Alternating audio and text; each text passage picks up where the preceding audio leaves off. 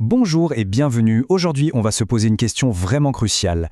Et si notre système éducatif était en fait bâti sur des sables mouvants?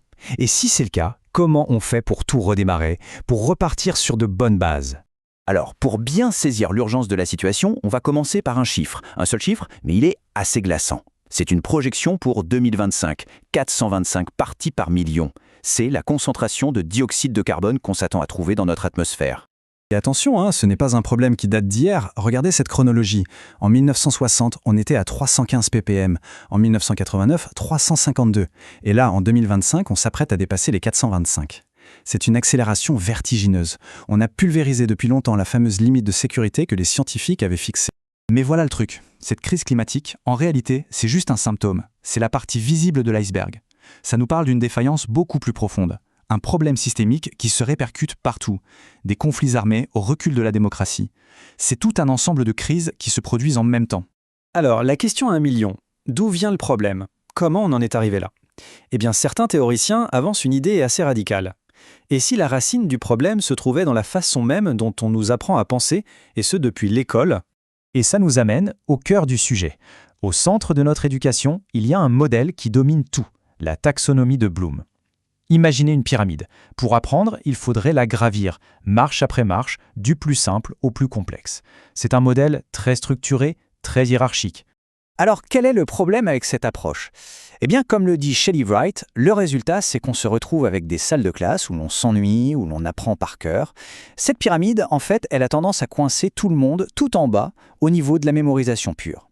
Et ça étouffe complètement la curiosité et l'envie d'apprendre. Et le plus fou dans tout ça, c'est que même quand on a essayé de la moderniser en 2001, on a changé les mots, on a mis la création tout en haut à la place de l'évaluation, eh bien ce n'a rien changé sur le fond. Ça reste une échelle, une course vers le sommet. La structure pyramidale, elle, est restée intacte. C'est ça le point crucial. Le problème, ce n'est pas ce qu'on met au sommet, c'est la pyramide elle-même. Ce modèle sous-entend que la créativité, c'est une sorte de Graal, réservé à une élite qui a gravi toutes les marches. Et surtout, il n'y aurait qu'un seul chemin, une seule voie pour arriver à la connaissance. Bon, assez parlé des problèmes, quelle est la solution? Comment on sort de là? On va explorer ensemble une autre façon de faire, une méthode pensée justement pour casser cette logique linéaire et pour réveiller l'esprit critique. Et pour ça, on va faire un petit bond dans le passé, jusqu'à Socrate.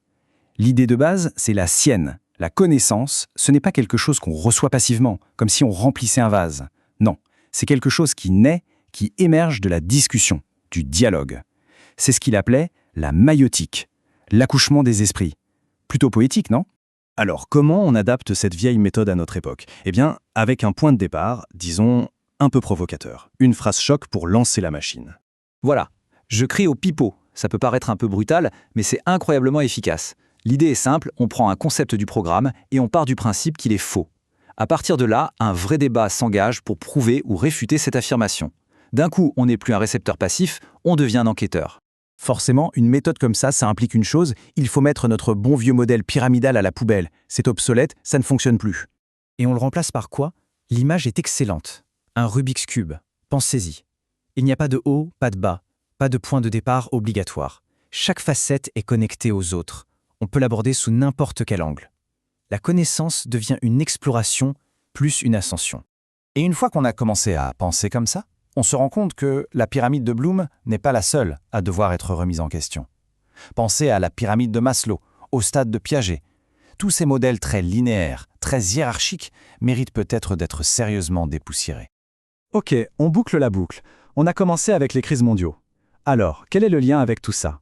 En quoi changer notre façon d'apprendre peut-il nous aider à résoudre ces problèmes gigantesques? Eh bien, le lien est direct. Si notre manière d'enseigner est une des causes de nos problèmes, alors la solution est claire.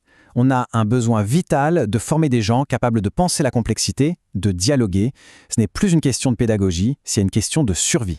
Et ça va même plus loin. Cette approche de l'éducation, c'est aussi une autre vision du monde. Une vision où l'on arrête de se voir au sommet d'une pyramide, dominant la nature. Une vision où l'on comprend qu'on fait partie d'un tout.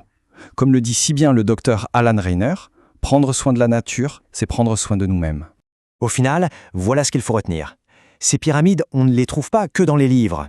Elles sont dans nos têtes. Ce sont des modèles mentaux qui structurent notre façon de voir le monde. Alors, la vraie question qu'on doit tous se poser, c'est par quelle pyramide va-t-on commencer?